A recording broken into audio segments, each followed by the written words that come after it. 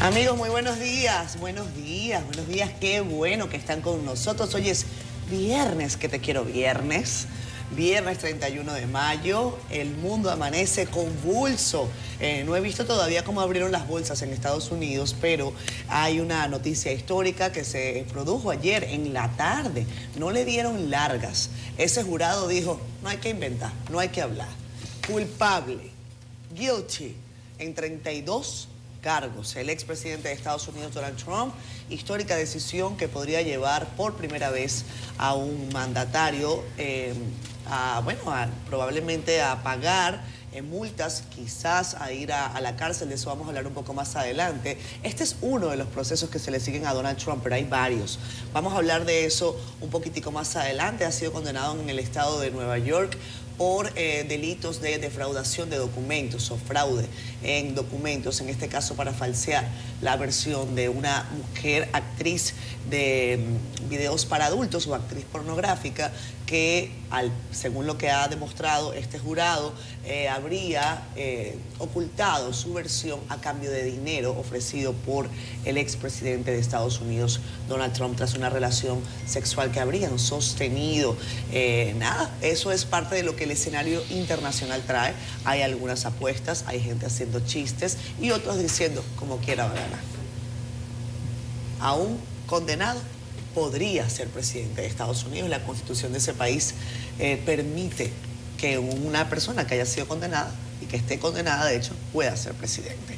Compañeros, acá todavía el presidente Luis Abinader está de vacaciones, por eso creo que la agenda está como suave, pareciera, tras este feriado de Corpus Christi en el que también se produjeron algunas declaraciones políticas. Buenos días, Yanesi, buenos días, Fede, buenos días, Héctor, ¿cómo están? Buenos días, Catherine, Yanesi, Federico y a todos los televidentes de Despierta con CDN. Viene 31 de mayo, señores, fin de la semana laboral, pero también del mes de mayo. Mañana ya estamos en el mes 6. Wow. Oigan esto, lo que decían que pronto íbamos a estar oyendo a Sima Sabor navideño. Ya eso va a dejar de ser un chiste porque estamos... Y yo he dejado de contar los días, Héctor. 4 o 5 meses. Yo he dejado de contar los días, pero ya lo voy a retomar. Va rápido esto, como tú decías, Catherine.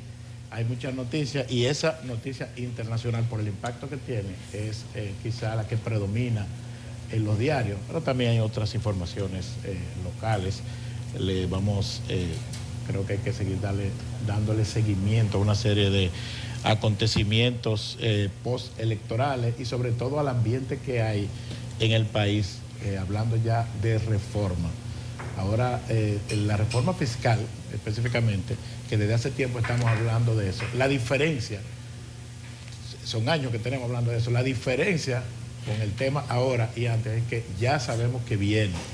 Ya esto no es solamente debate, no es solamente intercambio de opiniones, sino que ya sabemos que es un hecho, que va a ser un hecho muy pronto. Hay varios sectores, incluyendo la iglesia, opinando sobre el tema a propósito de Corpus Christi, los actos que se realizaron. Nosotros hoy también vamos a tener unos invitados que van a dar su perspectiva, especialistas en el área que van a hablar de ese tema.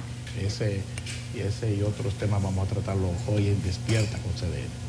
Bien, buenos días también, Catherine, Yanesi, Héctor y los amigos que hoy amablemente nos sintonizan como todos los días aquí en Despierta con CDN. Hoy viernes 31 de mayo, como a 4 meses de que arranque Sima Sabor navideño. ¿Y cuánto falta para la fiesta en cena de Navidad? Ya falta menos realmente. El año va... Si tuvieran eso, te dice para el... ¿Cómo es? No, para el doble sueldo. El año... Eso es algo que se contabiliza. Para el cochinillo. El año va demasiado rápido. Contrario a como iba cuando uno era niño o muchacho, que iba lento y esas vacaciones de verano duraban la vida entera. Y no solamente el año, se va la vida. Por eso hay que vivirla un poco más despacio, porque ella va rápido. Hoy Día Mundial Sin Tabaco. Una jornada que puesta por Naciones Unidas para concienciar en torno a la necesidad de, de eliminar el consumo de tabaco de nuestra vida. Y si usted quiere saber, si este noticiero hubiera sido en la década de los 50, probablemente estuviéramos diciendo las noticias con un cigarrillo en la mano, todo el mundo aquí en el estudio. Así que el mundo avanza un poco con menos humo. Buenos días, Yanesi. Muy buenos días. Ay, me ha tocado Uepa, distribuir gracias. parte del cafecito que ha traído el flaco aquí amablemente, porque ya tenemos por lo menos 2 tazas, pero hay que seguir tomando café.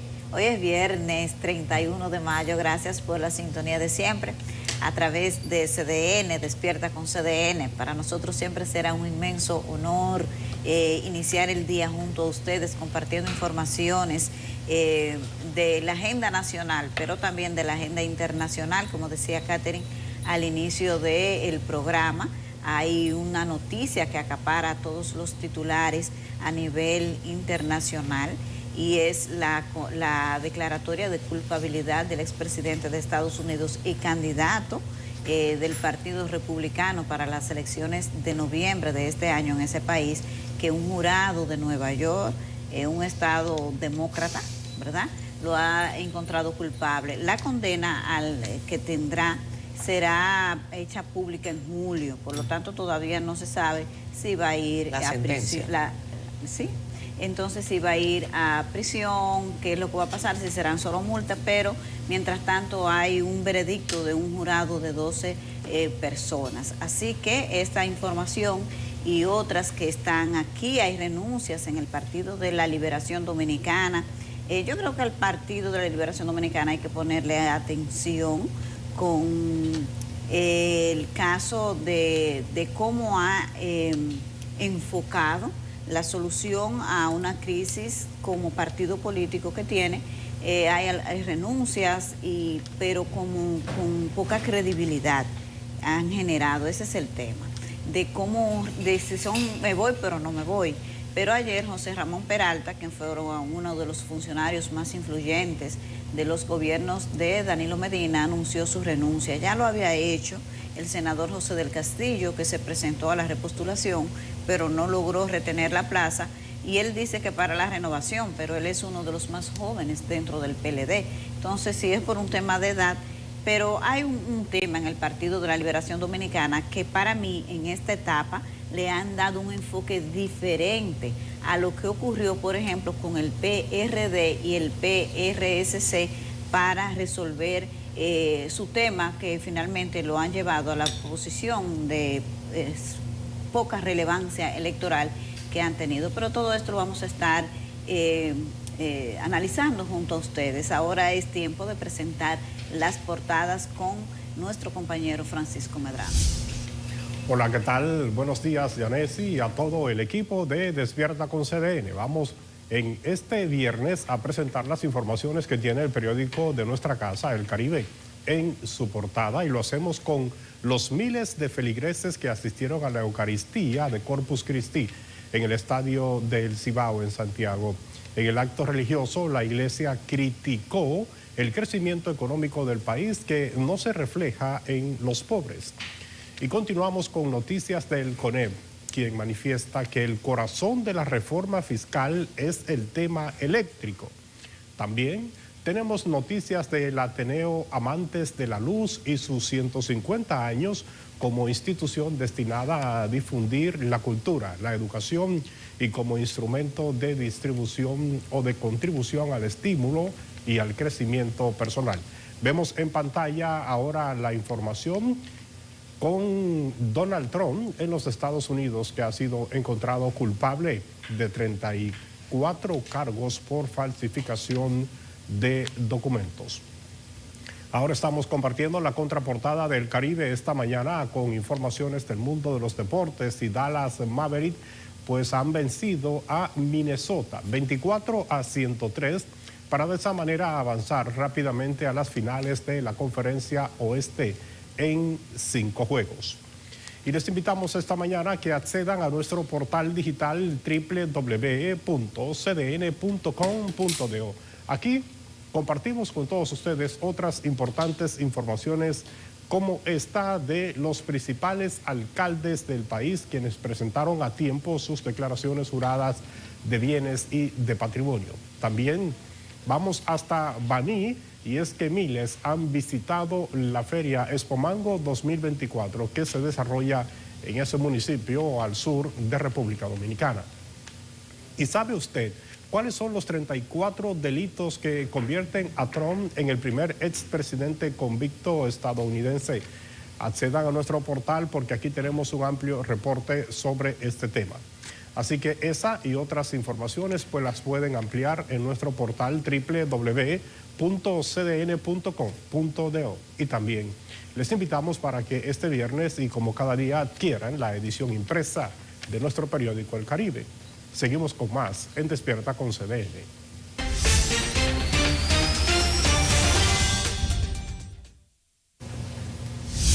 Hoy viernes tenemos que saber cómo viene el tiempo hoy y por lo menos en el inicio del fin de semana. Para eso tenemos al experto. Adelante, profesor Jean Suriel. Muchísimas gracias, muy buenos días. Ya llega el viernes y por supuesto que durante este fin de semana tendremos en República Dominicana y la región del Caribe Central la combinación y mezcla de varios factores atmosféricos. La vaguada permanecerá incidiendo en nuestra región, aportando nubosidad, especialmente en la tarde y durante la noche. Pero hoy vamos a tener la visita de una nube de polvo del Sahara moderada. No es tan densa, pero se quedará con nosotros hasta el domingo.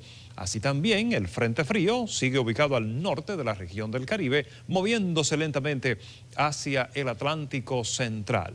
Y veremos el tránsito de la segunda onda tropical en las próximas 24 horas al sur-suroeste de nuestro país. Es por eso que durante el fin de semana van a desarrollarse algunas precipitaciones entre moderadas y fuertes por la combinación de los remanentes de la onda tropical, la continuación de la vaguada y también así el viento húmedo llegando hasta nuestro país. No obstante, debido a que tendremos el polvo del Sahara en el territorio nacional, vamos a registrar alergias respiratorias y un incremento de la sensación térmica en gran parte de República Dominicana. Así que mucha atención durante este fin de semana porque tendremos un panorama muy complicado debido a varios factores atmosféricos. Estas han sido las informaciones del tiempo.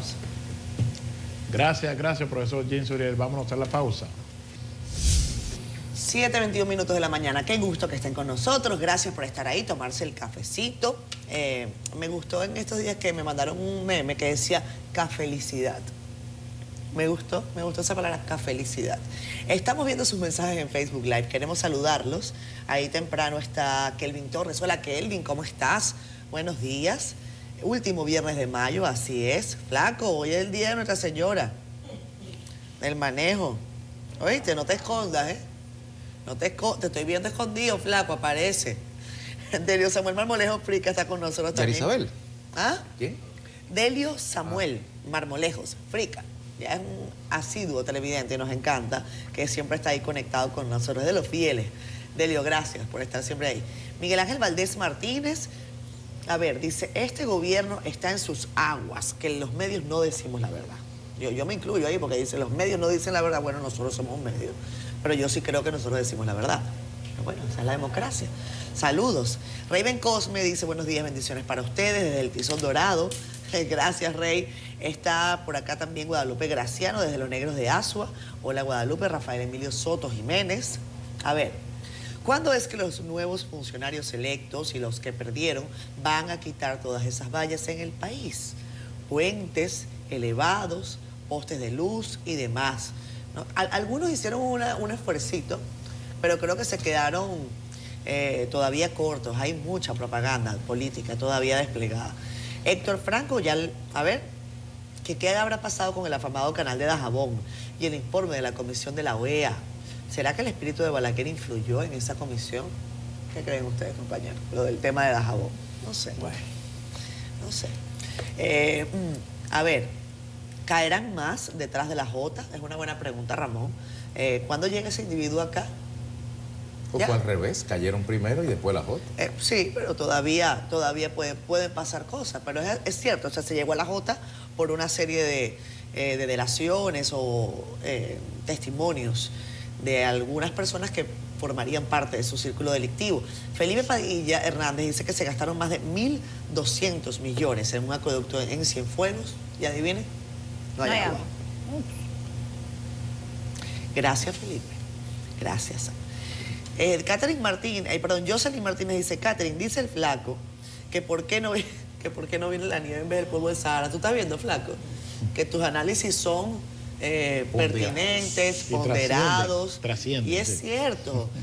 Nuestro flaco dice que cómo es posible que a nosotros nos llegue esa nube de polvo del Sahara, que está allá en casa el caray, pero que resulta que no nos llegue una brisita esa de frente frío, vamos a no decir una nevada, flaco, ¿verdad? Pero, Por lo menos unos granizos. Llegará. Federico dice que llegará. Con el cambio climático, nadie sabe lo que va a pasar. Bueno. Ay, Dios mío, Fede. Por aquí también está, José Santana de Champs que nos manda buenos días. Y a ver, dice Jeffrey Rodríguez que volvió el calor a las terrenas. Señores, yo no sé ustedes. O la pero calor. Yo ayer me estaba quemando, pero Ayer sí, quemando. horrible, Había qué como calor. una sensación de humedad Un vaporizo. que, bueno, yo no sé, todo el mundo está haciendo esta pregunta, suena ya como una plana esa que le mandaban a uno hace cuando niñito, y es, ¿y qué es lo que va a pasar cuando llegue agosto? Cuando no ha entrado el verano todavía, que en junio. Por eso. Así que nada, saquen ropa fresca. Uno se y asusta bastante. vamos a empezar a hidratarnos de distintas maneras. Flaco, tú sabes cuál. Vamos a arrancar con las informaciones. La que está en primera página de todos los periódicos del mundo, debería estar en todos los periódicos del mundo hoy. El expresidente de Estados Unidos, Donald Trump, que va a apelar, ya anunciaron que va a apelar obviamente este fallo del jurado de Nueva York que lo declaró el jueves culpable de haber ocultado pagos a una estrella de cine pornográfico a 5 meses de las elecciones en las que busca recuperar la Casa Blanca. Vamos a ver este reporte. El expresidente estadounidense Donald Trump fue declarado culpable de 34 cargos por la falsificación de documentos contables para esconder un pago destinado a silenciar a la exactriz porno Stormy Daniels, con quien presuntamente mantuvo relaciones sexuales. Más tarde, su abogado afirmó que se apelará el fallo lo antes posible, pero el proceso podría tardar meses en completarse. El fallo llega a 5 meses de las elecciones en las que Trump busca regresar a la Casa Blanca, pero ahora, además de candidato, sería un criminal con condena. Esto lo hizo la administración Biden para herir a un oponente político. Y creo que es simplemente una vergüenza y seguiremos luchando. Lucharemos hasta el final y ganaremos, porque nuestro país se ha ido al infierno. Ya no tenemos el mismo país, tenemos un lío dividido. Somos una nación en decadencia, grave decadencia. Trump puede postularse a la presidencia, incluso en caso de que el juez Juan Merchan lo condene a prisión. Esto fue una vergüenza, esto fue un juicio amañado por un juez conflictivo que era corrupto. Es un juicio amañado, una vergüenza. La sentencia será dictada el 11 de julio, unos días antes de la Convención Nacional Republicana en Milwaukee, donde Trump recibirá la nominación formal del partido para enfrentarse al presidente demócrata Joe Biden el 5 de noviembre. El jurado de 12 miembros, cuya identidad fue mantenida en secreto, deliberó durante más de 11 horas durante 2 días, luego de un juicio de 5 semanas, que tuvo lugar en una sala de audiencias de Manhattan. Hice mi trabajo. Nuestro trabajo es seguir los hechos y la ley sin temor ni favoritismo. Y eso es exactamente lo que hicimos aquí. Y lo que siento es gratitud por trabajar junto a servidores públicos fenomenales que hacen eso todos los días. Hice mi trabajo, hicimos nuestro trabajo. Muchas voces por ahí. La única voz que importa es la del jurado y el jurado ha hablado. Además del caso de Nueva York, Trump ha sido acusado en Washington y Georgia de conspiración para anular los resultados de las elecciones de 2020. También enfrenta cargos en Florida por llevarse enormes cantidades de documentos clasificados tras abandonar la Casa Blanca. Bueno, ahí ven ustedes los detalles de esta condena inicial que será apelada por Donald Trump. Tiene para decir que va a apelar, que ya lo dijo, 30 días, pero podría ejecutarse esa apelación en los próximos 6 meses. Eso coincide, evidentemente, con la fecha de las elecciones en Estados Unidos, que es el próximo 5 de noviembre. Y la pregunta evidente es si podría participar de la contienda estando condenado o en un proceso. Puede estarlo, incluso puede ser presidente de Estados Unidos estando preso. Eso es una gran yo creo que no existe precedentes y por eso se abren todas las preguntas y son válidas todas las preguntas. Estados Unidos, y yo creo que Donald Trump lo ha pintado bien.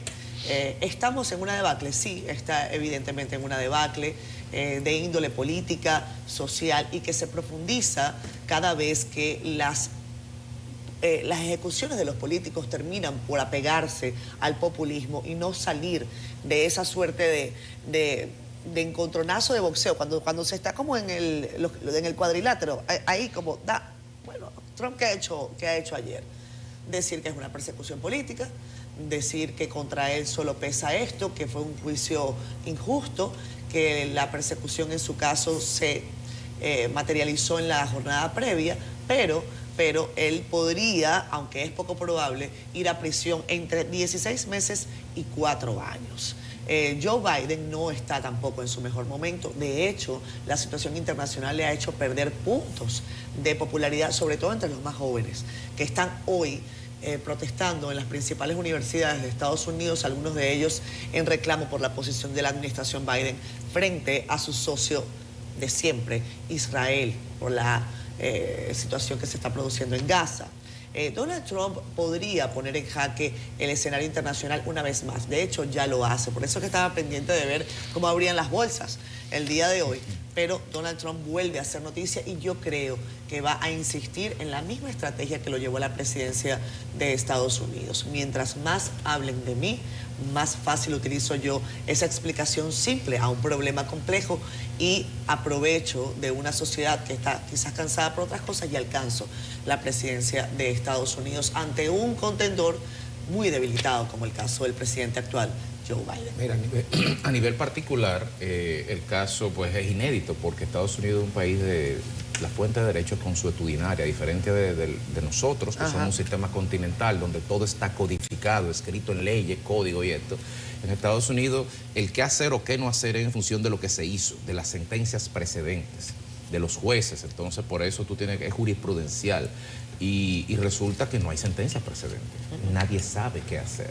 Hay algunas certezas, como tú bien señalas, de que puede ser candidato aún siendo condenado, de que puede ser candidato aún siendo hecho preso, de que puede ser presidente con la condena e incluso con la sentencia, con la comisión del hecho de prisión, si así ocurriera. O sea que los caminos son inciertos, son varios, son múltiples y nadie tiene la verdad absoluta desde el punto de vista jurídico. Ahora, y que conste que este es uno de los 4 casos que se están juzgando. Uno de los 4 casos, y que si bien es cierto que en Estados Unidos hay cúmulo de penas, probablemente en estos 34 casos el juez no necesariamente sumaría las 34 pequeñas multas o sentencias, microsentencias en una gran sentencia consolidada, sino que podría ser, como tú señalas, de 16 meses a 4 años. Pero los otros 3 casos tampoco contemplan penas tipos penales que impidan que él pueda ejercer la presidencia, porque todo el sistema jurídico norteamericano, solamente un delito haría imposible que la persona pudiera ser presidente de los Estados Unidos, que es la insurrección. Y en los 4 casos que él está siendo acusado y en este condenado, ese delito no está puesto sobre la mesa. O sea que sí. Ahora, desde el punto de vista político, ahí es que está el desafío. Porque Estados Unidos es una sociedad fracturada totalmente y una sociedad radicalizada que las redes sociales y las nuevas formas de hacer política hacen que se radicalice más. Es una sociedad armada, es una sociedad que no quiere dialogar y que tiene 2 ancianos, uno de 78 años y uno de 81. 77, caramba, señores, hace 30 años, a nosotros, esa nación nos estrujó en la cara que te llevamos a un viejo de 80 años al Palacio Nacional. Y ellos tienen uno de 81 que va a terminar en 86. Simplemente para que veamos quién avanza y quién retrocede. Una diferencia muy corta de edad, aunque parezca otra cosa, parece que son muchos por el vigor de Trump frente a... Comparado con la debilidad física y los achaques. Pero si lo de Biden hubiera sido con Stormy Daniels, se muere esa noche. No aguanta el round. Que, por cierto, me llama mucho la atención que Trump no solamente habla que es como lo natural, aquí y donde sea, que hay motivaciones políticas, que es para perjudicarlo desde el punto de vista político, electoral, sino que menciona al propio Biden. Sí. No sé qué rol podría jugar Vaya, que ahí me pareció una respuesta de un político cualquiera criollo de aquí. Eso Sobre Eso de todo porque allá la mencionar justicia sí que es Biden está detrás de eso. Eso es la clave del populismo. Claro. El populismo a qué juega casi siempre, eso, Al simplismo. a la simplicidad, a convertir problemas complejos en dar respuestas rápidas. Entonces, Sí. me meten preso porque yo fui y tuve relaciones sexuales con una mujer de estas, que ese no es el delito, ¿eh? El delito no es que No, él haya sostenido no, relaciones La sexuales, ni siquiera fue ese no es el delito. El delito es Lo que hizo él para ocultar habría pagado. Que no lo puso en su relación de gastos. Exactamente. Ese es el delito. Que él pagó No lo reportó debidamente. y que quiso ocultarlo. Y que para ocultarlo firmó una serie de cheques, ¿verdad? A su asistente personal, creo Al que era. abogado Sí. personal. Sí, al Al abogado abogado, a personal. Cohen. Que Michael Cohen, que fue el que al principio le dio el dinero a la Y señorita Daniels. maquilló el gasto contable de los qué sé yo cuántos $1,000 como Cien- gastos legales. $140,000 y entonces sacó como Y 6 entonces cheques. le dio el dinero a Cohen como gasto legal y Cohen le pagó a la mujer. Entonces, esto es un llamado a los Encubrimiento. Esto es un llamado también, porque hay lecciones aprendidas a los políticos dominicanos que tienen Oye. que hacer su declaración dentro de 30, 45 Por las días. Stuart Millennials. Que todas las cosas las pongan claras en su relación también, ¿eh? Y que se cuiden también de que la gente después no vaya a confesar y decir, sí, yo le hice tal cosa, Sí. pero son Mire, problemitas. como ustedes dicen, tiene un aspecto jurídico, un aspecto político. El aspecto político se está midiendo desde hace tiempo,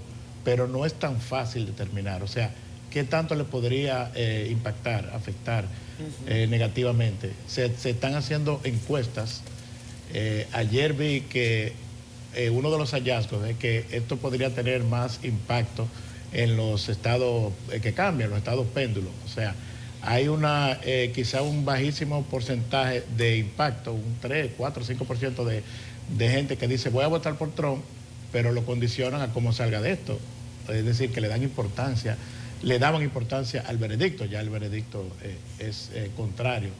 Pero ese número sube en los estados que son los llamados estados péndulos. O sea, ya se está midiendo. Claro. Pero hay una parte intangible. Aquí no se sabe realmente si esto finalmente lo podría victimizar, si alguna parte del electorado tenga un efecto contrario. O sea, eso es como muy difícil todavía de medir, de determinar. pienso En yo. el periódico El País leí hoy, cuando estaba, ¿verdad?, revisando la prensa, que hay una evaluación que se hizo ya, no recuerdo la cadena que la hizo, pero que hay un 15% de los votantes de Trump que dice que ahora va a votar con más fe por él. Claro. La historia política con relación a Donald Trump y los ataques que ha recibido, que esto tiene una dimensión, por supuesto, distinta a lo que ha sido hasta ahora, pero lo que han hecho es fortalecer su voto. En las pasadas elecciones, Trump no perdió, recuerden que estuvo a punto de un impeachment y salió librado de eso y ganó puntuación. Él perdió las elecciones por el mal manejo que le dio al tema COVID, a las vacunas y todo eso. Ahora, cuando dicen que, bueno, a Donald Trump se le está acusando, sí, no necesariamente porque haya pagado para tener relaciones con una actriz porno, no. Es que él mintió y falsificó. Ese es el tema aquí. Ahora, cuando que se quiere sacar que es un tema solo legal, no, es un tema político, porque ese es el candidato del Partido Republicano. Y de hecho, a pocos días de cuando se dé a conocer la sentencia que se le va a dictar por esta declaratoria de culpabilidad, el Partido Republicano tiene organizada su convención para proclamarlo candidato. Y si se revisa la declaración que dio el Partido Demócrata, el equipo de Joe Biden, finalizan diciendo que hay una sola forma de detener a Trump en las urnas. Entonces es un tema político, es un tema electoral. Lo que hay que medir, a ver qué tanto esto pueda impactar en su carrera, que hasta ahora es el favorito para ganar las elecciones del 5 de noviembre, pero sin duda que a partir de este momento, por el manejo que pueda darle el equipo de Donald Trump a este veredicto y cómo el partido, el equipo de Joe Biden manejarán estas circunstancias tan únicas que se han dado de un presidente declarado, un candidato presidencial, expresidente, declarado culpable Entonces ya 5 meses de unas votaciones es sin duda, y hay una apelación, ya ellos la han anunciado. ¿Cómo va a manejar esos 6 meses que le tomaría la apelación? Que es evidente que entonces él va a llevar en lo que queda de campaña conjuntamente con esta situación jurídica, más otros 4 casos que tienen otros estados, incluido el estado de California. Pero sin duda que la campaña norteamericana toma un giro distinto ahora y se volverá mucho más interesante y casi como en estado de vértigo permanente, porque cada cosa le añade un ingrediente y es una batalla por el control del centro del poder mundial, no es poca cosa. Yo no veo, honestamente, la posibilidad de que Donald Trump vaya a ir preso como tal. Por un tema de edad, por lo que comenta Federico, por el asunto de los antecedentes penales. No tiene antecedentes. No tiene antecedentes penales. Y como no tiene antecedente penal, pues quizás... Ni hay peligro de fuga. Evidentemente no hay peligro de fuga. ¿Y quién no conoce a Donald Trump? ¿Y a dónde se va? Y a la Casa Blanca que él quiere ir. Entonces, evidentemente no hay peligro de fuga. No y hay los delitos son penales. De los menores también. Los delitos son relativamente menores. Son estatales. Son estatales, son solamente en el ámbito del estado de Nueva York. Y además la edad, 77 años, 78 años. Así que eso, pues por supuesto, juega a favor de que Donald Trump pueda incluso participar en esta campaña, atendiendo el proceso en libertad condicional, y podría quizás ser presidente de Estados Unidos en libertad condicional. Así que el escenario es más que interesante. Yo creo que el camino es sinuoso.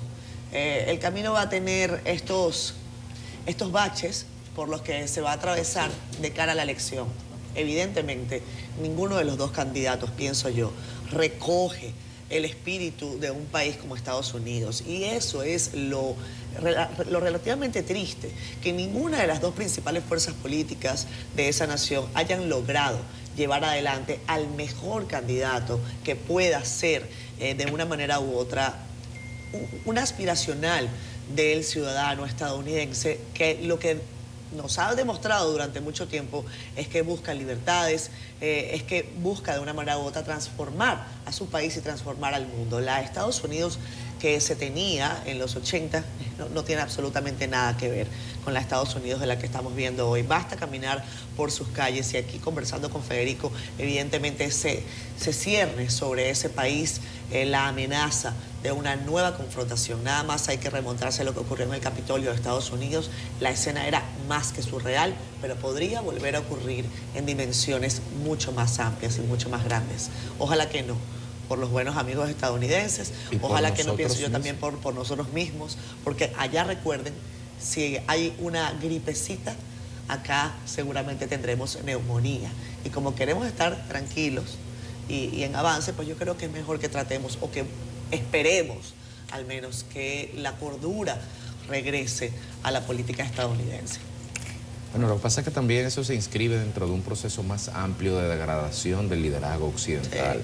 Sí. Uno siempre tiende a pensar que todo tiempo pasado fue mejor, pero si tú ves los liderazgos confrontados en Estados Unidos y los comparas con los liderazgos confrontados en la década de los 80, en los 70, en los 60, eran verdaderos líderes, claro, con sentido de Estado. Claro. Pero eso no solamente pasa en Estados Unidos. Si tú ves el comportamiento de Macron ahora con este tema de Ucrania, que está al borde de un conflicto nuclear, tú piensas en un Charles de Gaulle y tú dices, caramba, pero ¿qué es lo que está pasando en Francia? ¿Y cómo llegaron ahí? Pero si tú ves un Boris Johnson en su momento, y ves una Margaret Thatcher que fue los otros días, exacto, tú dices, o un John Mayer, tú dices, pero ¿qué es lo que está pasando? Y eso está pasando en cada país, en cada potencia de primero o de segundo nivel. El caso de Alemania. El caso de Alemania, por Dios, que son los verdes, se pasaron 40 años hablando de verde y poniéndole traba a todo, y de repente, no, ya lo nuclear es ecológico, es verde. Entonces, sin embargo, eso no está pasando en los países que no creen en la democracia. Eso no está pasando en Rusia, eso no está pasando en China. Entonces, caramba, ¿hacia dónde va la civilización occidental y hacia dónde van las civilizaciones que tienen un sistema de valores y unas creencias políticas diferentes a nosotros? Eso no tiene que poner a pensar a largo plazo. Sí, porque hay un tema también de imposición de agendas que rompen con los valores tradicionales de los países. Y en esos países que tú señalas no pasa eso. En China, en Rusia, no tratan de romper, por ejemplo, con el concepto de familia tradicional que existe, cuando en Occidente ha tomado un camino distinto y no todo el mundo está de acuerdo con eso, por ejemplo. Entonces son muchas cosas que hay que revisar en este tema de cómo se está manejando el modelo democrático, porque es en el fondo un cuestionamiento al modelo, lo que están teniendo las sociedades. Entonces es un mal mucho más allá de lo que se pueda aparentar. Vamos a la política local, ¿verdad? Vamos a la política local. Ajá. Vamos al patio. Vamos al patio. Sí. A propósito de la discusión que debe iniciarse por el tema de las reformas, específicamente la reforma fiscal, que evidentemente que va a ser lo primero, la oposición política dice que no estaría dispuesta a reformar, a respaldar estos planes de reforma que se ha propuesto el gobierno, si esto va contra los intereses de la población. Así lo dejaron saber tanto el expresidente Leonel Fernández como dirigentes del Partido de la Liberación Dominicana en momentos en que el oficialismo aboga por un consenso. Yarilis Calcaño nos amplía en el siguiente reporte. Las grandes reformas en las que tiene interés el presidente de la República para el nuevo cuatrienio no contarían con el apoyo de la oposición política. El papel que tenemos que jugar es el de contrapeso.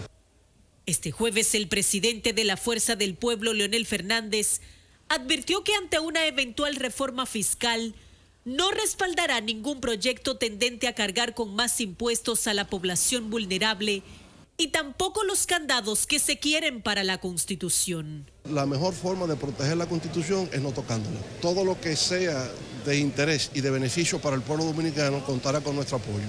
Todo lo que perjudique al pueblo dominicano contará con nuestra oposición. En igual dirección se pronunció Iván Lorenzo, senador del Partido de la Liberación Dominicana. No vamos a apoyar nada que impacte el bolsillo de los dominicanos. En cuanto a la reforma constitucional, el problema es que nosotros no somos niños en esto. Acuérdate que hay, bajo el principio de la soberanía legislativa, con la voracidad que tienen los PRMistas, una vez estén en la Asamblea, eso se puede ir de la mano. Pero para el expresidente de la República, Hipólito Mejía, el liderazgo político está compelido a asumir la responsabilidad que le corresponde. El país necesita discutir sus problemas con toda la sinceridad y con todo el respeto que se merece cada uno de los ciudadanos y los partidos también. Sí que es un error, pero bueno, ellos tienen derecho a hacerlo. La demagogia es parte de la política.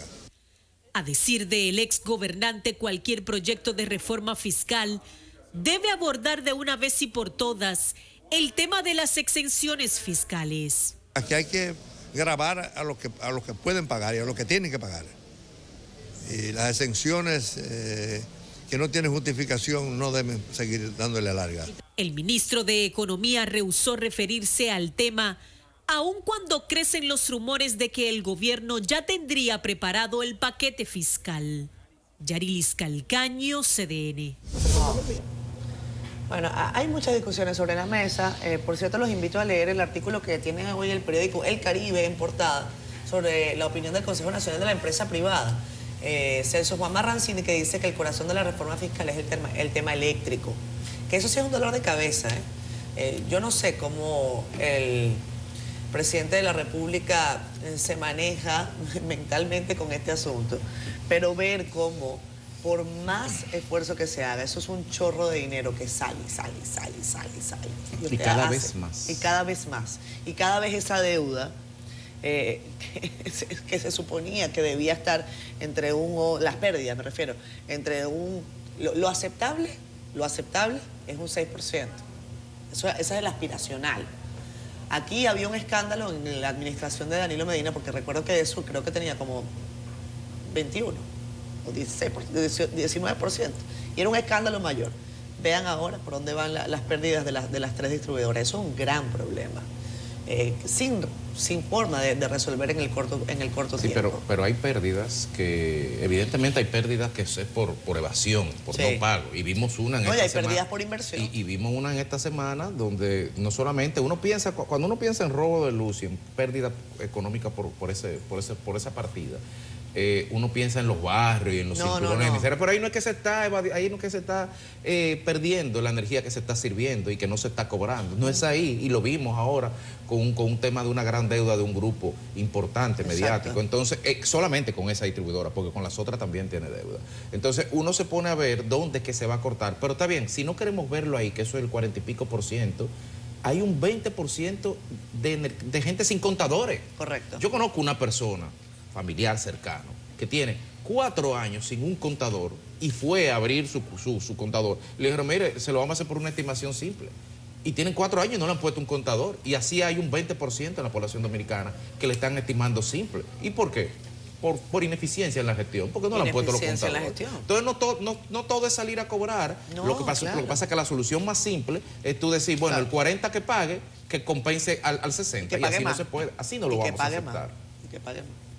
Bueno, eso siempre es un tema. Ahora, junto a que he visto varios voceros o figuras, ¿verdad?, con autoridad para hablar del tema, de que tiene que comenzar por ahí, por el hoyo financiero que representa el tema eléctrico.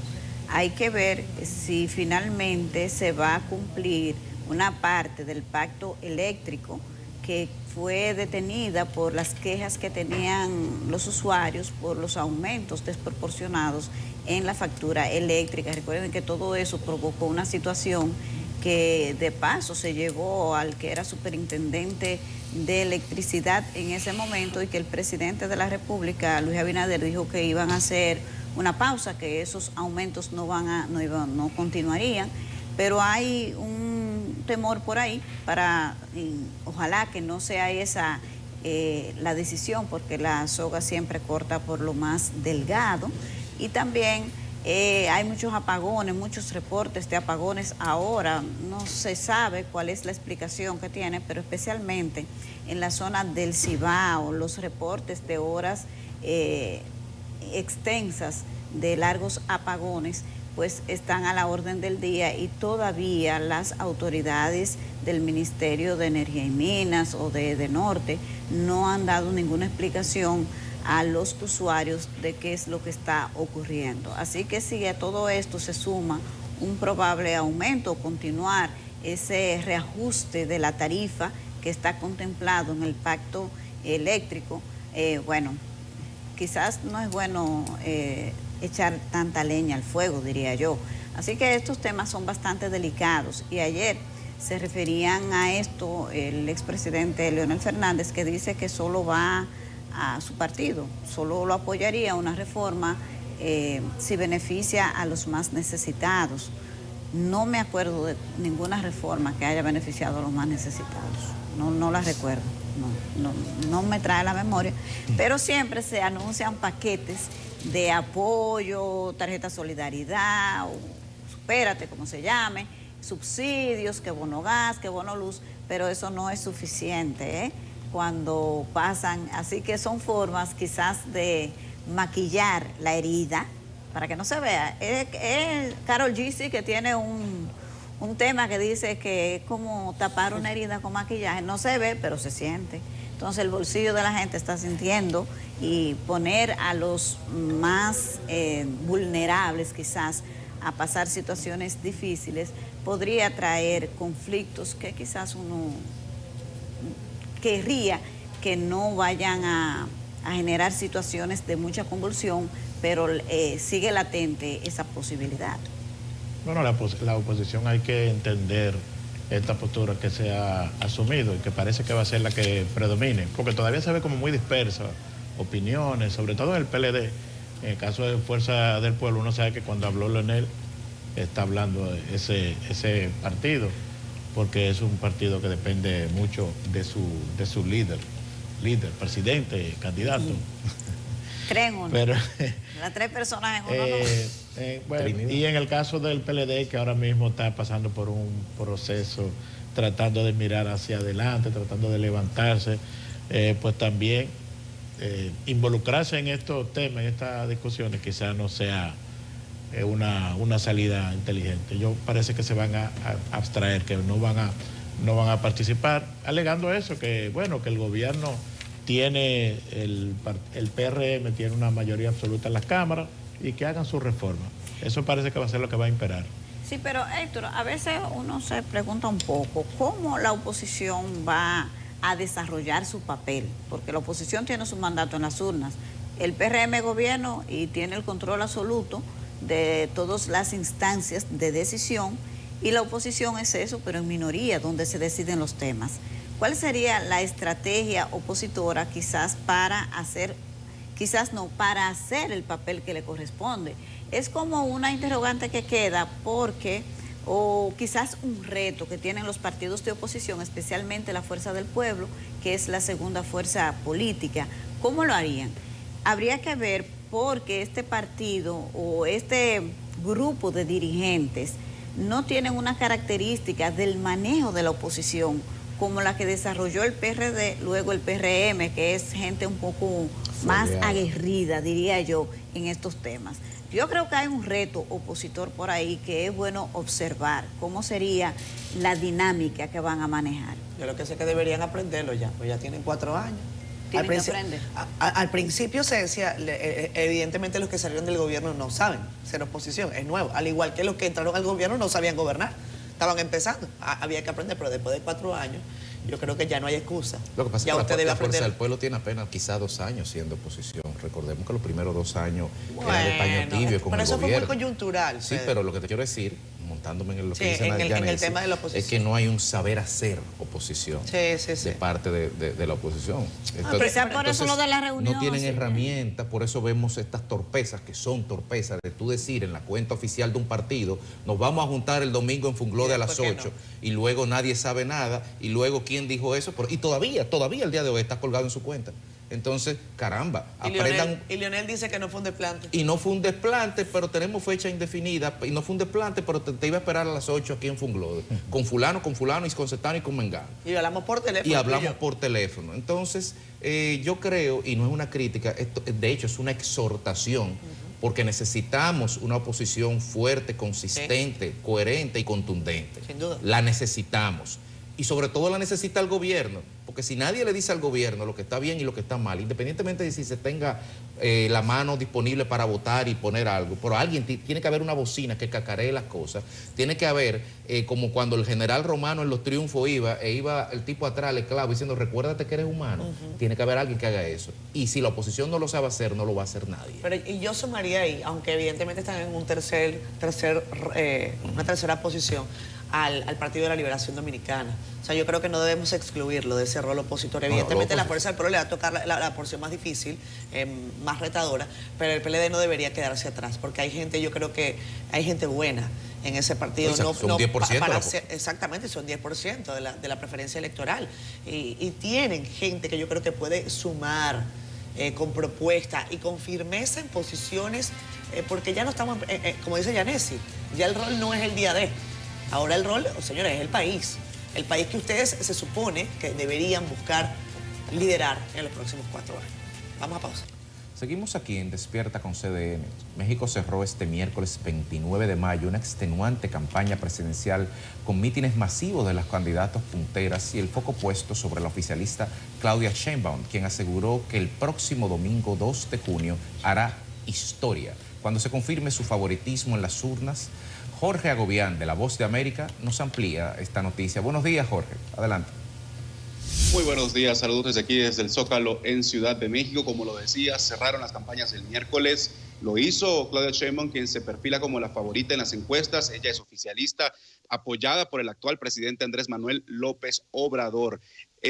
También pues cerró su campaña la candidata opositora Xóchitl Gálvez. Ella lo hizo desde la ciudad norteña de Monterrey. Pero hay que destacar, el cierre de campaña en México estuvo marcado por la violencia. Un candidato a una alcaldía aquí en el estado de Guerrero fue asesinado a tiros en un incidente que quedó grabado en video y que ha sido reproducido no solo aquí en México, sino en muchas partes del mundo. Y es que esta ha sido la campaña electoral más sangrienta de la historia reciente de este país. Según cifras oficiales del gobierno, 22 personas, candidatos municipales y regionales, fueron asesinados durante todo este proceso de campaña aquí en México, y es sin duda la criminalidad uno de los temas que mantiene en el foco estas elecciones y por la que los más de 100 millones de mexicanos estarán pensando a la hora de votar el próximo domingo en estas elecciones. Las casillas o las urnas electorales abrirán aquí a las 8 de la mañana en el país, pero existe el riesgo, según ha dicho el propio Centro de Elecciones de México, de que en algunas partes del país no se puedan abrir las urnas debido a la inseguridad. Como lo decía, es la criminalidad, la inseguridad, uno de los principales temas. El presidente Andrés Manuel López Obrador decía que 27,000 efectivos de la Guardia Nacional y militares estarán resguardando estos comicios aquí en México, como lo decía, los más grandes en la historia reciente, en los que se elegirán cerca de 20,000 puestos de funcionarios públicos a nivel estatal, regional y federal, con la posibilidad bastante real de que se elija a la primera mujer presidenta de este país, un hecho por supuesto histórico que estaremos siguiendo el próximo domingo. Ya eso, Jorge, gracias por la información, pero desde aquí causa un poco de extrañeza que ese no sea un tema en un país donde nunca se ha visto ni siquiera una candidata con tantas posibilidades de llegar, y de repente, con la certeza de que gane o quien pierda o quien gane, México tendrá por primera vez una mujer presidenta en un país con una marcada tradición paternalista.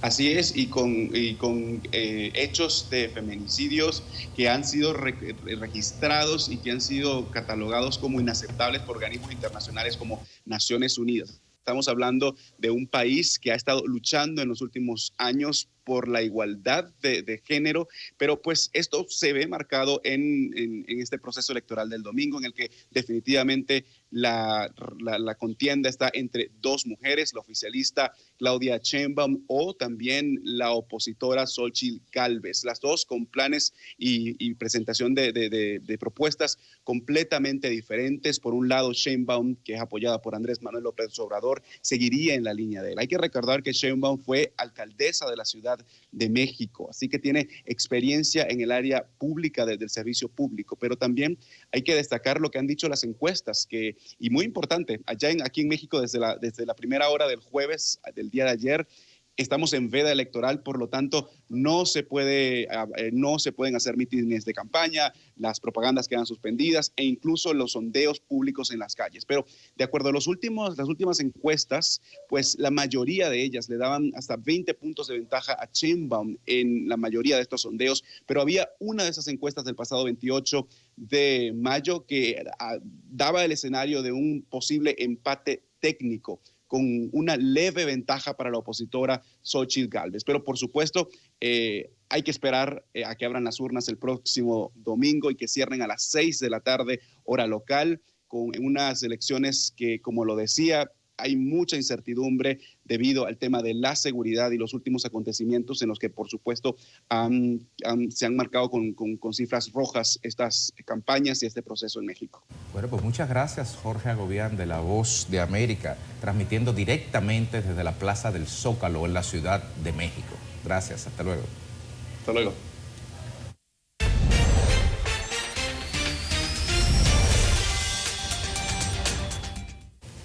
Bien, al principio del programa decíamos que vamos a hablar de reforma fiscal, tema en el tapete, y que lo íbamos a hacer con figuras calificadas. Tenemos aquí con nosotros a dos reputados economistas, Henry Hebrard y el señor Iván Rodríguez. Buenos días y bienvenidos a ambos. Muy buenos días, gracias por la invitación. Buenos días.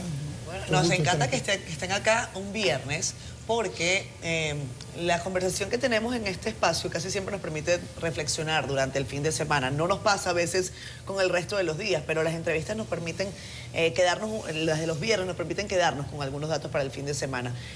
Los temas son extensos, pero vamos a abordar el tema de reforma fiscal.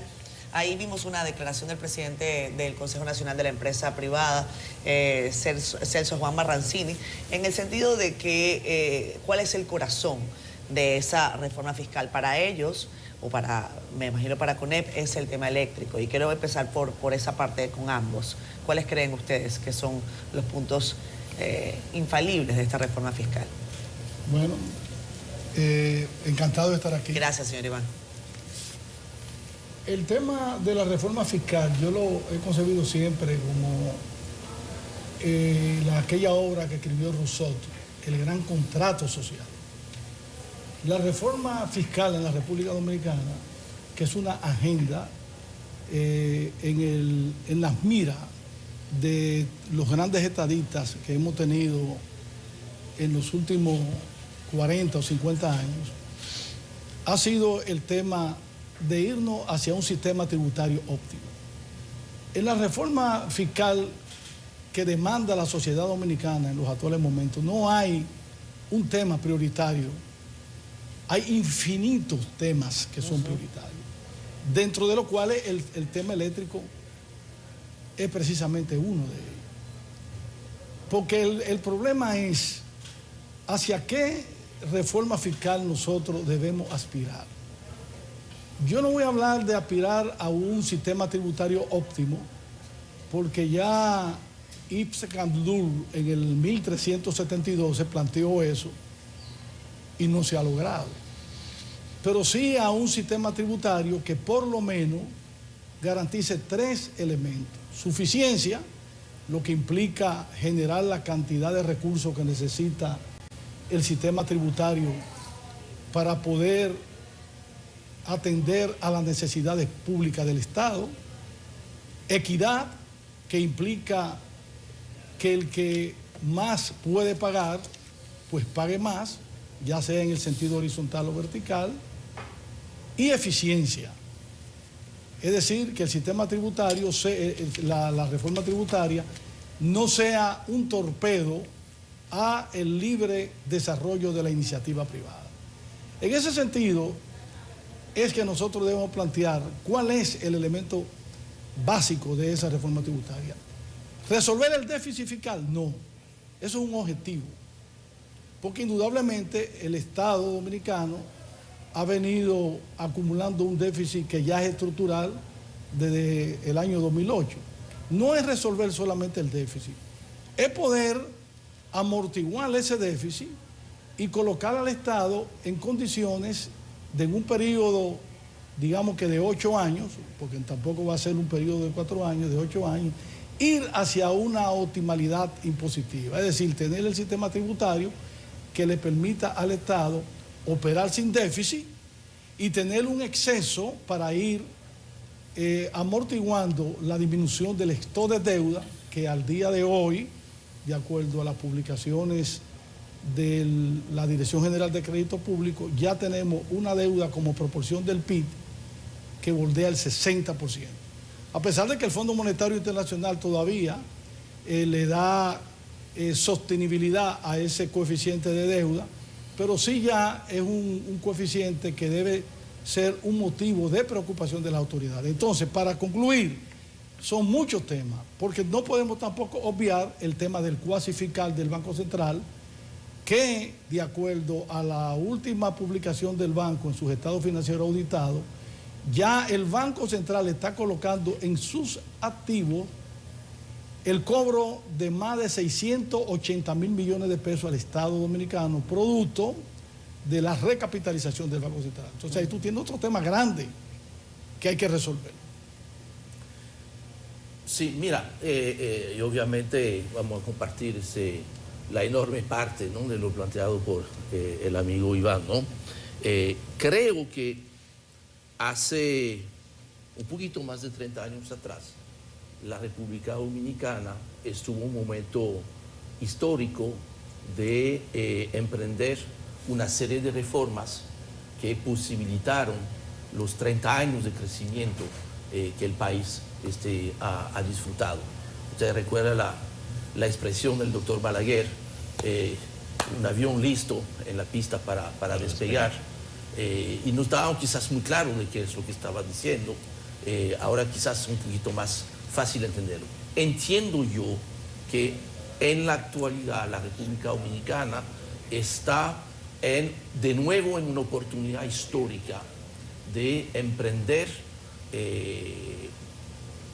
un conjunto de reformas, entre las cuales, por supuesto, una reforma fiscal, pero no solamente una reforma fiscal, de modo que podamos tener en los próximos 30 años más crecimiento, sí, pero sobre todo mejor crecimiento.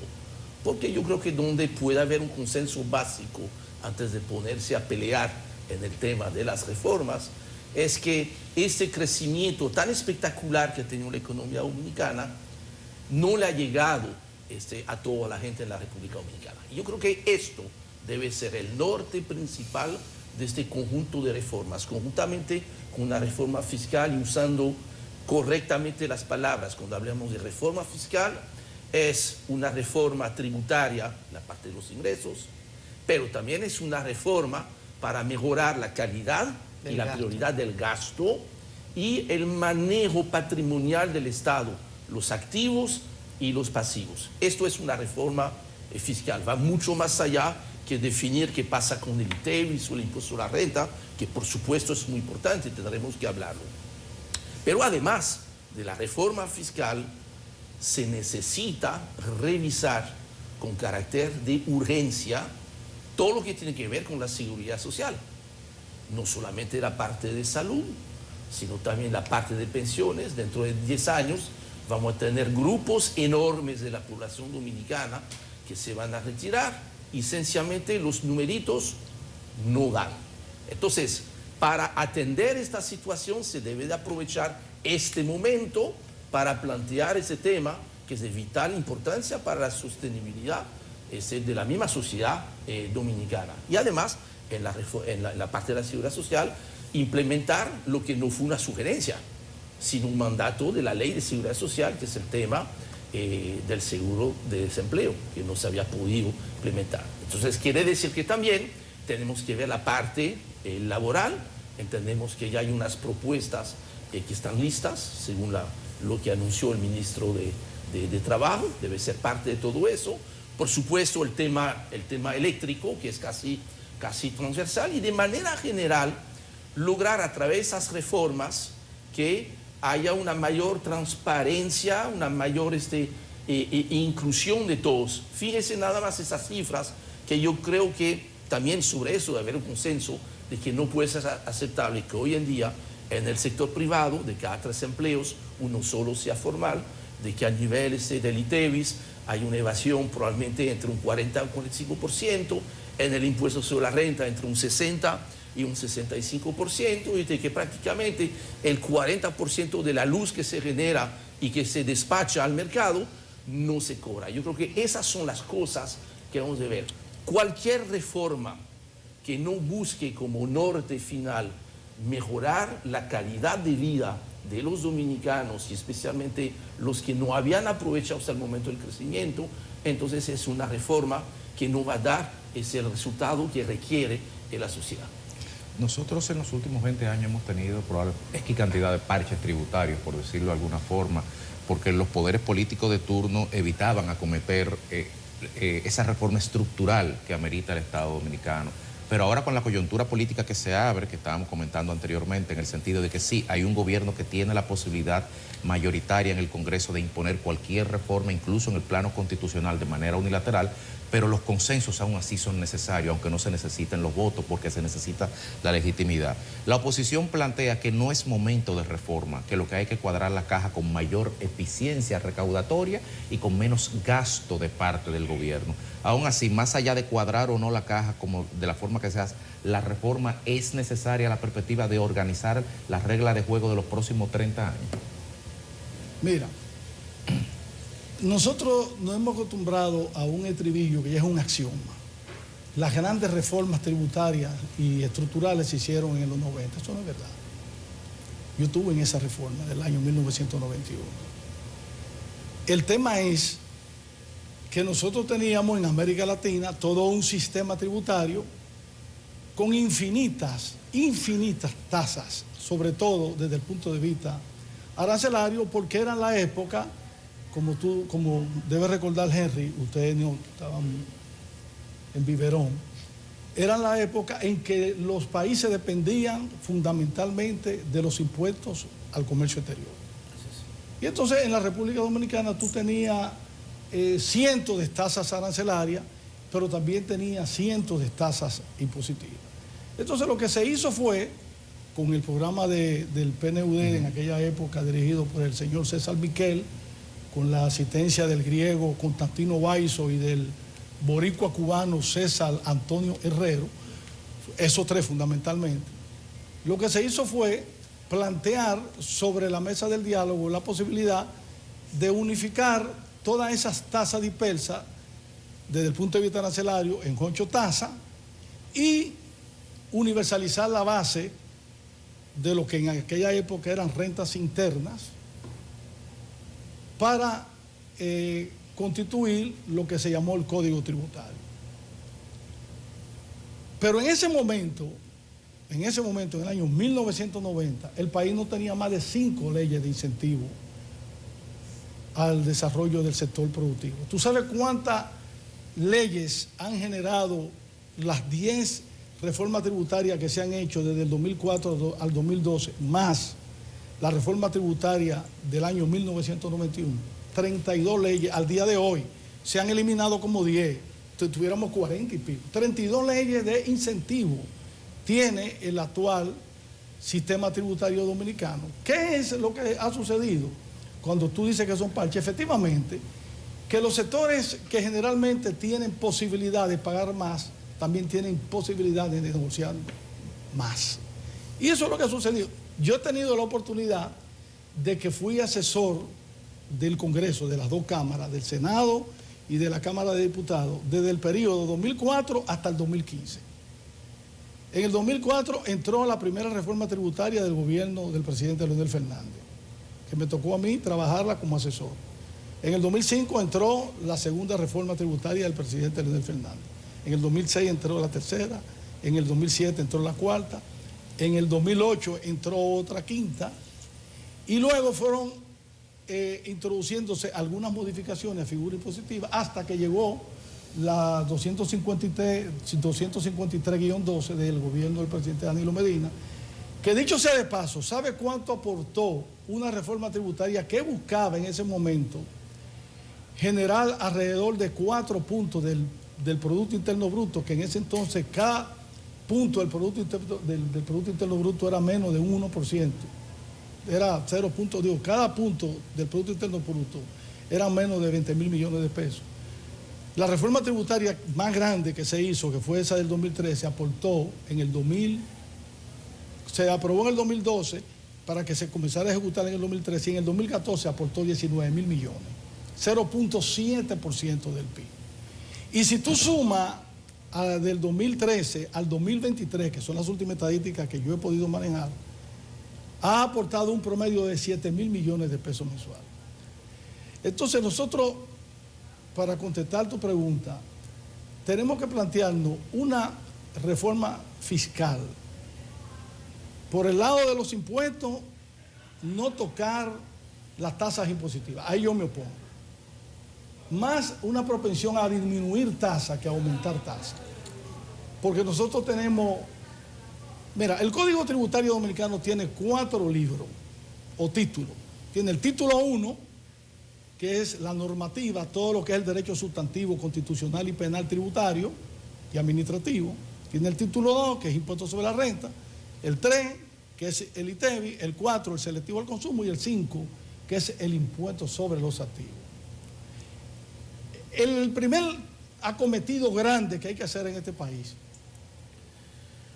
ahora, en el siglo XXI, en los primeros 24 años del siglo XXI, es ya en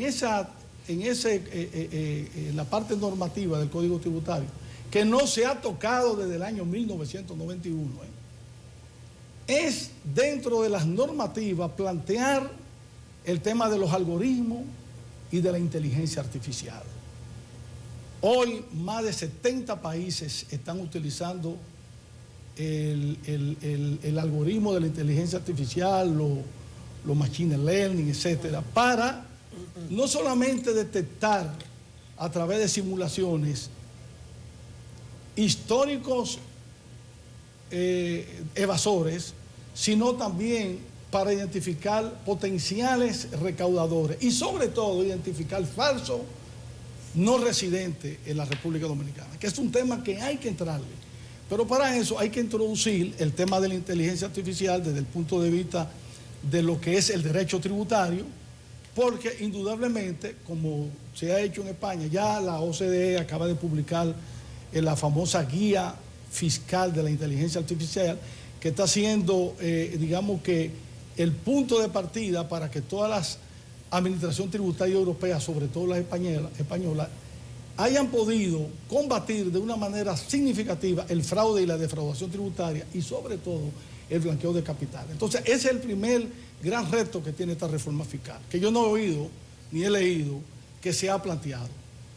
Yo estoy leyendo ahora mucho sobre ese tema de la inteligencia artificial y la administración tributaria y sencillamente es sorprendente lo que los países europeos están obteniendo gracias a esa tecnología. Entonces nosotros tenemos que plantearlo. Históricamente nosotros hemos tenido la propensión de contratar consultores españoles. Lo hicimos cuando estábamos discutiendo el Código Monetario, que en esa época yo era el asesor de la gobernación del banco. Contratamos los expertos españoles.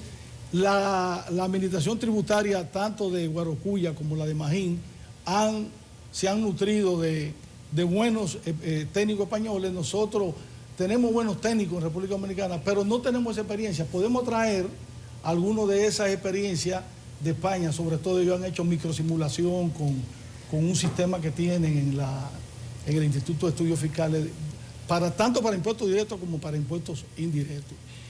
Eso es primero. El segundo, el título 2, impuestos sobre la renta. Ahí tú tienes los artículos nodales que plantean las exenciones al pago del impuesto sobre la renta. El concepto de renta presunta en la República Dominicana es un concepto atípico. ¿Por qué? Porque los empresarios te pagan una alta tasa de impuestos sobre la renta, pero si tú buscas las deducciones, que son más de 15 páginas del Código Tributario, cuando la estructura de costos llega a la declaración jurada de impuestos internos y tú se lo deduces a los niveles de ganancia, te queda un margen de ganancia tan chiquito que lo que le pagan al fisco es una proporción que da lugar a lo que se llama evasión fiscal. Que como él dijo, mientras el promedio en América Latina anda por 54%, ya en la República Dominicana el impuesto sobre la renta de la persona jurídica, debo decir lo siguiente, yo he hecho algunos ejercicios econométricos con estos temas y la evasión de la persona física es prácticamente cero en República Dominicana, porque son fundamentalmente objetos de retención. Aquí quien evade es el sector empresarial y corporativo. Y ese 60% de incumplimiento tributario al PIB del 2024 anda por más de los 230.000 millones de pesos. Por no hablarte de la del ITEVI, que también hay un incumplimiento tributario de cientos de miles de millones de pesos. Ustedes han descrito el tema, ¿verdad?, de lo que necesitaría la finalidad de una reforma, como el caso de Henry, que ha dicho que una reforma tiene necesariamente que traducirse en una mejora de las condiciones de vida de la mayoría de la gente y también los atrasos y los avances que hemos tenido en materia tributaria y todo eso. Sin embargo, siento como que se ha descrito quizás la reforma ideal, pero entre lo ideal y lo posible siempre hay una distancia importante. Me gustaría que ustedes, con la amplia experiencia que tienen tratando estos temas en el país, puedan decirnos cuál sería la reforma fiscal posible, la que ustedes ven que probablemente sí va a ocurrir, no necesariamente la ideal. Yo entiendo que la posible es la que es necesaria. Hay que pensar de manera ambiciosa, optimista y voluntaria. Eso es un tema de política económica y de economía política. Es una decisión política. ¿Cuál es la sociedad que vamos a dejar a la próxima generación? Eso es lo que está en juego ahora. Hay que crear, ese es el primer tema, hay que crear, y ese es indispensable, la narrativa alrededor de este grupo de reformas, de modo que la gente pueda ir aceptando, entendiendo y anhelando que se hagan las reformas. Yo no le tengo miedo a las reformas, yo le tengo miedo, le tengo pavor a que no se hagan. Claro. Porque si no se hacen, el crecimiento al cual estábamos acostumbrados empezará a asfixiarse, y en la medida en la cual se asfixie, las demandas legítimas desde el punto de vista social van a crecer y el Estado no tendrá los recursos para hacerle frente a esas necesidades. De ahí que parte de esta narrativa, antes de pasar mucho tiempo, que todos tenemos tendencia a brincar a la solución, a los cómo de la reforma, inicialmente tenemos que hablar de los qué, y sobre los qué poder definir, que es más fácil, unos niveles básicos de consenso que no se tiene todavía. Por ejemplo, no hay un consenso, creo, unánime en cuanto a la necesidad o no de que el Estado tenga más dinero. Hay mucha gente que te dice, arreglando la calidad del gasto, no hace falta más ingresos para el Estado. Yo difiero completamente de este planteamiento. Es necesario que el Estado gaste mejor, por supuesto, pero necesita gastar más porque los problemas colectivos del país requieren de soluciones colectivas. Y las soluciones colectivas no se implementan desde el sector privado, sino desde el Estado.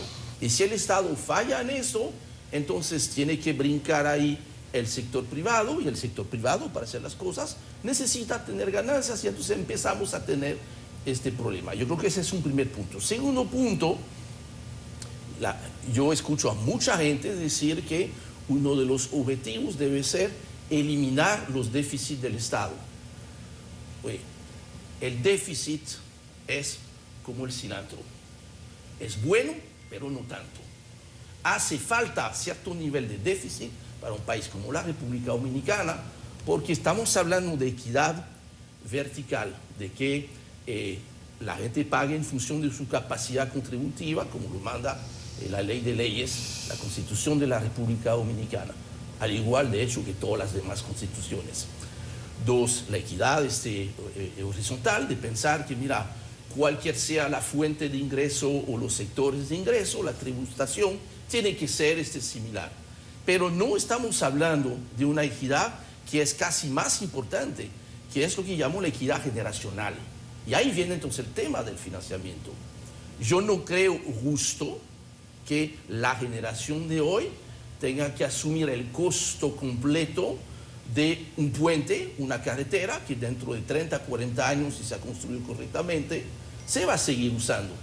Del mismo modo que es completamente injusto que los desajustes de la generación actual la tenga que pagar la generación futura a través de un déficit que es para pagar la fiesta. Entonces, yo creo que esos son los temas que debemos de estar acordando antes de meternos a discutir, mira, cuál debe ser la tasa mágica del ITEVIS, cuál debe ser la tasa mágica del impuesto sobre la renta, es qué vamos a hacer con todo eso. Y ahí completamente de acuerdo contigo, Iván, el reto es tan formidable de que es imposible lograrlo en 4 años.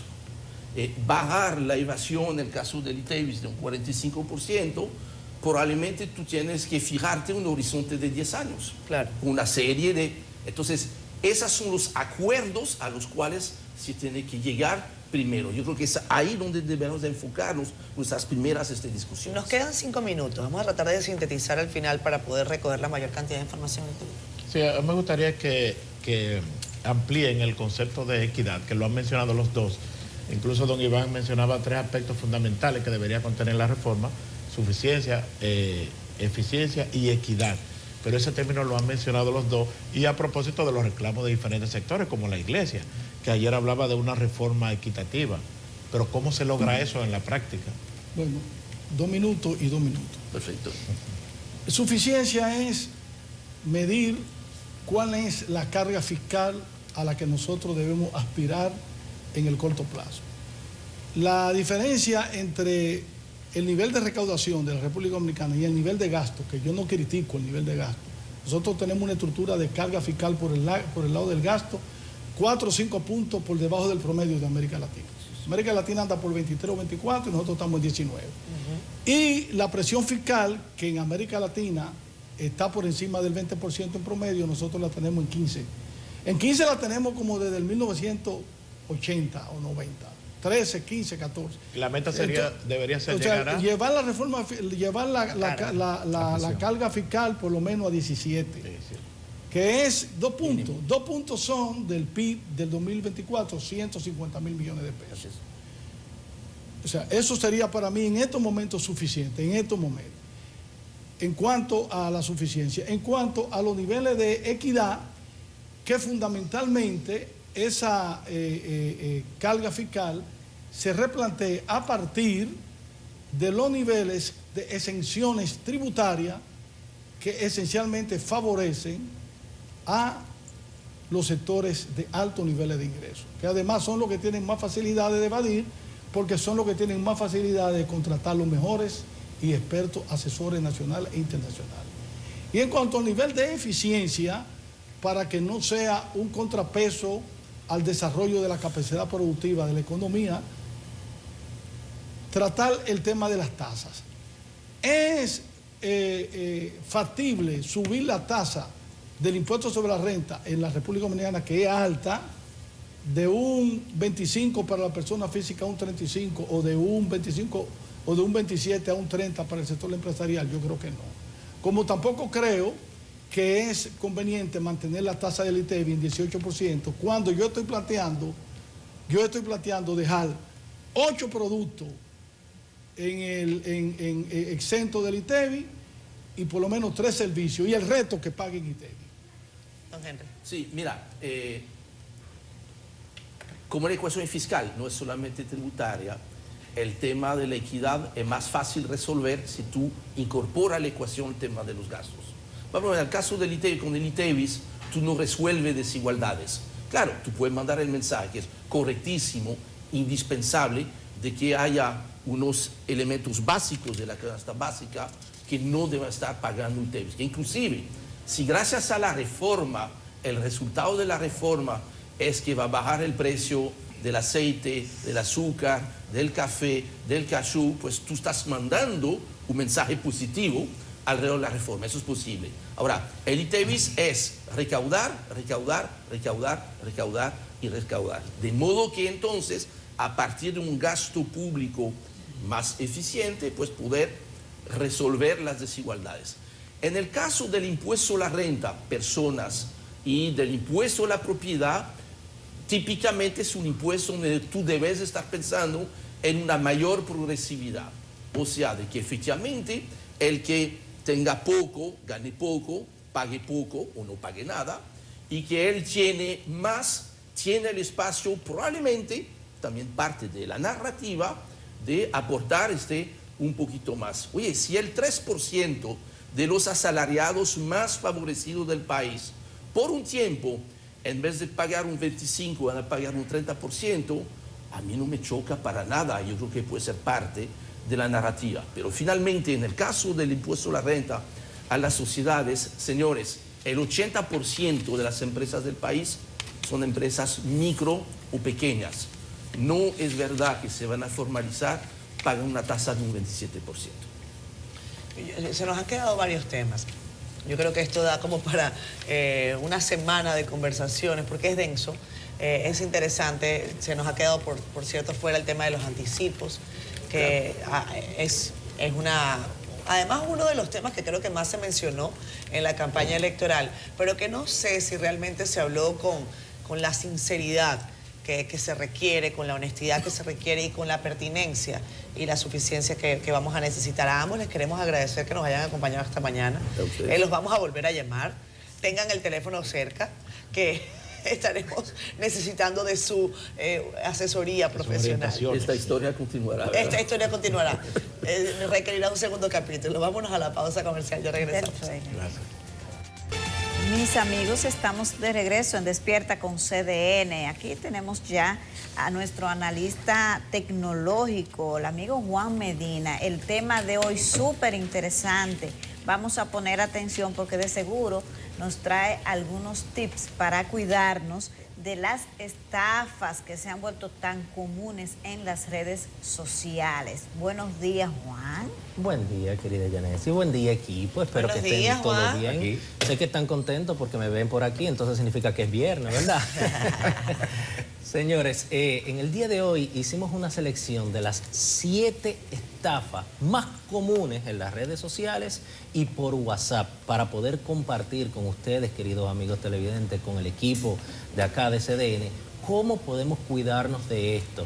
Siempre recordando que pueden seguirnos en las redes sociales Juan Medina RD, CDN37 y CDN37 Oficial, si tiene alguna pregunta o quiere hacer alguna recomendación de algún tema. Entonces vamos a comenzar. Las estafas en las redes sociales y por WhatsApp y cómo prevenirlo. Una de las primeras que está nuevecita, ¿por qué? Porque cada cierto tiempo se renueva, son aquellas estafas de identidad de familiares o amigos que están en problemas. ¿Cómo hacen eso? Bueno, los estafadores utilizan una red social, un número telefónico que tú no conoces y a veces, en ocasiones muy especiales, hasta se secuestran el WhatsApp de la persona que ellos pretenden hacerse pasar, ¿verdad?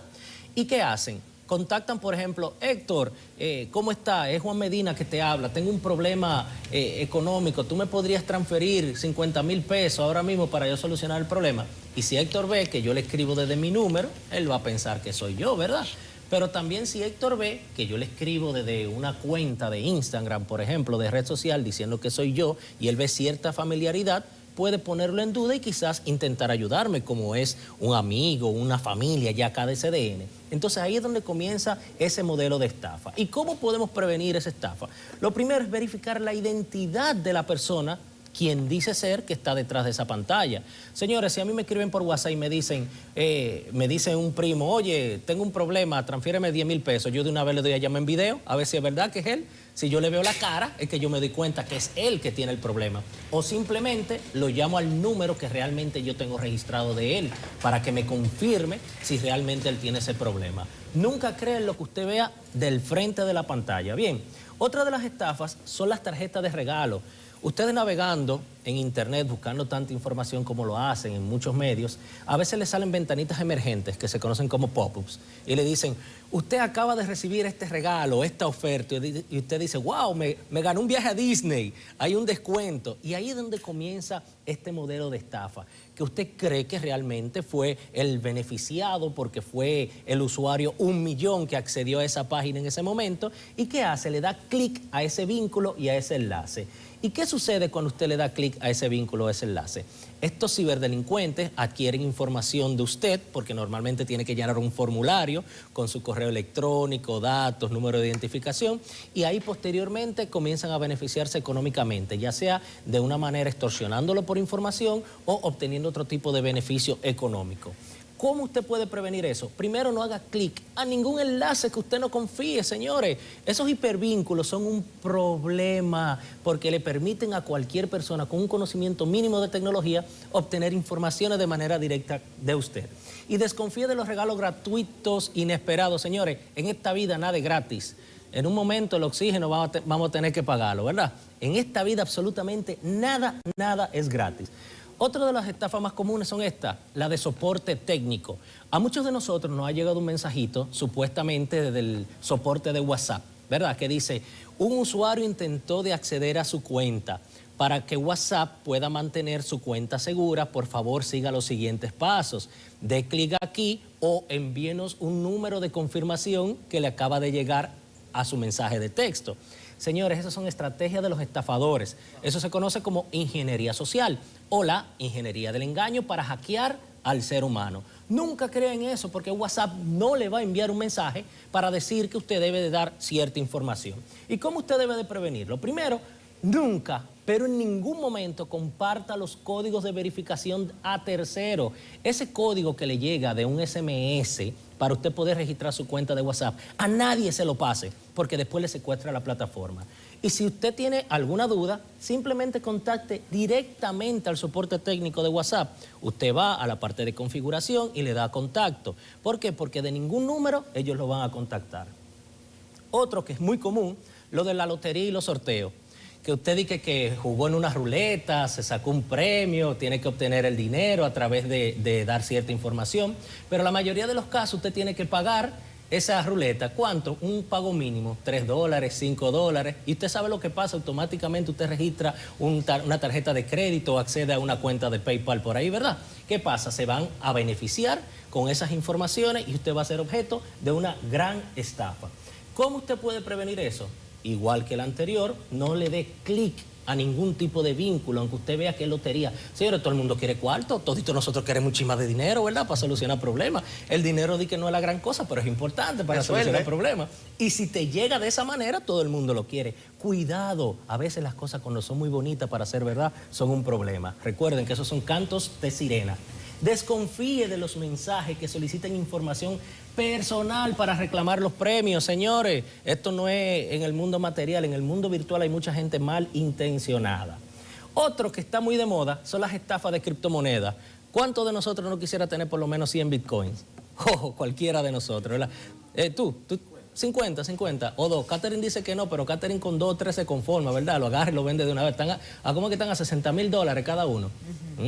Sería bueno. Pero ¿cómo hacen esta estafa estas personas? Bueno, los estafadores le prometen grandes retornos a la persona por una mínima inversión. Por ejemplo, yo digo, Héctor, vamos a agarrar, préstame 100,000 pesos que vamos a comenzar a invertirlo en criptomonedas.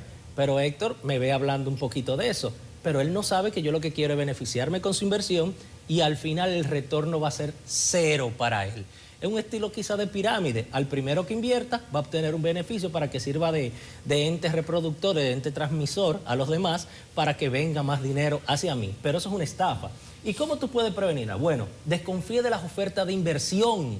Señores, cuando le dicen vamos a invertir en tal cosa, primero busca información, confirme si esa gente es real, confirme si son compañías reales, gente de confianza o personas que ya hayan invertido y que hayan tenido un retorno real, porque las estafas están a otro nivel en este caso. No envíe dinero a desconocidos para nada. Y para ir cerrando, señores, lo de trabajo por internet. Ganen $1,500, $700 desde su casa sin hacer nada, llenando formularios. Señores, esas son estafas pero muy comunes. Nunca crean ese tipo de cosas. ¿Por qué? Porque lo que van a hacer es sacarle información personal, quizás cobrarle un fee de entrada porque usted tiene que pagar por eso. Bien, la prevención, verifique la autenticidad de la oferta de trabajo y nunca pague por adelantado. Tengo que decírtelo, porque está pasando mucho, las estafas románticas. Ay, ¿cómo que es usted eso? encuentra una pareja por internet, por las redes, se enamora de ti, Yanesi, yo te amo, pero vivo en África, ahora mismo no tengo dinero, pero soy millonario, no puedo sacar mi fortuna, necesito que tú me transfieras $10,000 para ir a Dominicana, darte besos y abrazos.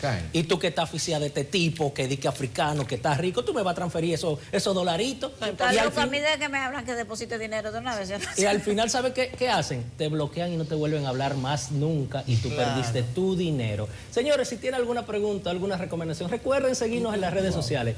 Juan Medina RD. Juan Medina. Algunos estafadores dan pistas, porque por ejemplo, esta semana me escribió el doctor Humberto Salazar. Lo digo porque él es público, porque él lo denunció. El estafador estaba contactando a mucha gente. Pero yo desde que me abordó yo me di cuenta. Que no era él. La falta ortográfica fue lo primero. Por allá, ¿cómo van? Y para allá con H. Madre mía. Son gente que están guardaditas por ahí. Este no es el doctor. Yo le digo, bueno, un saludo al muchacho de La Victoria. Así mismo es.